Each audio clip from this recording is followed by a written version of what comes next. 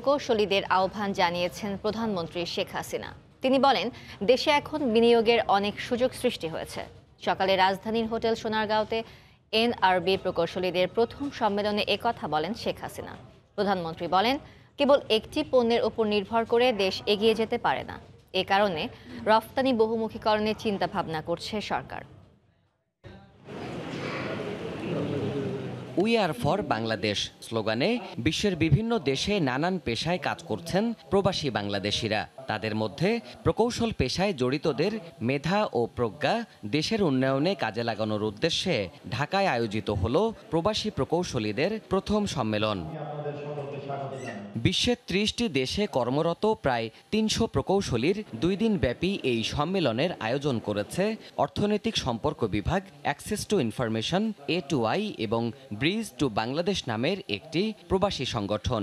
মঙ্গলবার এই আয়োজনের উদ্বোধন করেন প্রধানমন্ত্রী। কনভেনশন অন এনআরবি ইঞ্জিনিয়ার্সের শুভ উদ্বোধন ঘোষণা করছি। অনুষ্ঠানে প্রধানমন্ত্রী বিদেশে অর্জিত জ্ঞান ও অভিজ্ঞতা নিয়ে দেশের উন্নয়নে বিনিয়োগ করার আহ্বান জানান প্রকৌশলীদের। প্রবাসে যারা আছেন, যে অভিজ্ঞতাটা আপনারা সঞ্চয় করেন, আজকে আপনারা বাংলাদেশের উন্নয়নে শরিক হতে চান, কাজে লাগাতে যান, আমি আপনাদেরকে আন্তরিকভাবে ধন্যবাদ জানাচ্ছি। বিনিয়োগের ক্ষেত্রে কিন্তু আমরা অনেক সুযোগ সৃষ্টি করে দিয়েছি।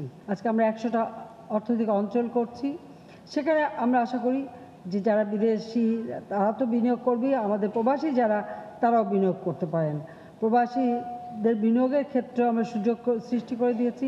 শহরের পাশাপাশি গ্রামের উন্নয়নে সরকার মনোযোগী উল্লেখ করে শেখ হাসিনা বলেন, রপ্তানি পণ্যের বহুমুখীকরণের উদ্যোগ নেওয়া এখন সময়ের দাবি। একটা জিনিস রপ্তানির উপরে নির্ভরশীল করে একটা দেশ চলতে পারে না, আমাদের রপ্তানিকে বহুমুখীকরণ করতে হবে।